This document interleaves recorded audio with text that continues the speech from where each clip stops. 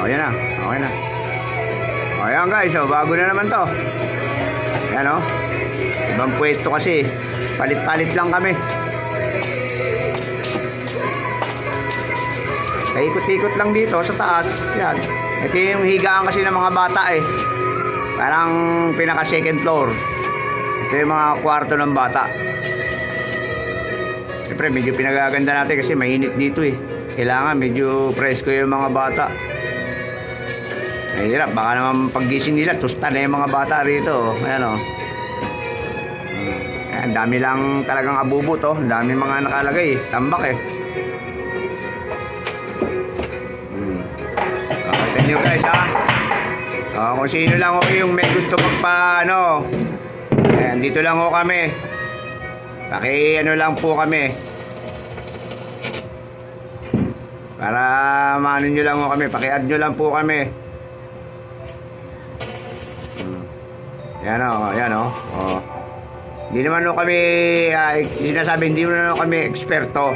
Nakakaintindi rin ho kami. Hindi naman ho namin sinasabi kami magaling. May alam lang din po. Yun. Mas maganda na po yung nagkakaintindihan po tayo. Nakakaintindi rin po kami kahit paano. Hindi ho namin sinasabi kami napakagaling. Basta inaayos lang ho yung trabaho. Ayun lang po kami. Di ba mga guys? Mas maganda na yung sinasabi natin yung totoo. Baka mahirap na sabihin natin eksperto tayo eh. Mamaya patirahin tayo ng medyo matindi, mapahiya tayo. Ayaw natin yung may ganun. Mas maganda yung nagsasabi tayo ng totoo. Diba guys? Okay guys ha. Yan po lang ang aking masasabi kasi wala eh. Mahirap naman ho tayo magyabang na wala tayong alam. Sakto lang ho. Kaya lang natin. Pag hindi natin kaya, sasabihin naman natin baka hindi natin talaga kaya. Kasi wag din natin pilitin yung hindi natin kaya, kakayanin natin. Baka mamaya mapahiya naman tayo. Pero pag alam natin kaya, ba't natin hindi gagawin? Diba? Ganun lang tayo. Okay guys ha. Sige.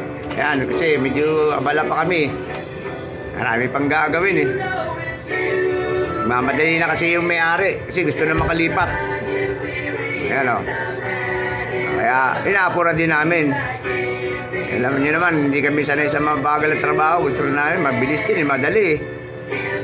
Kasi pag wala. Parang inaantok-antok ako pag medyo mabagal. Ayan ha. Sige po. Salamat po ha. Ito.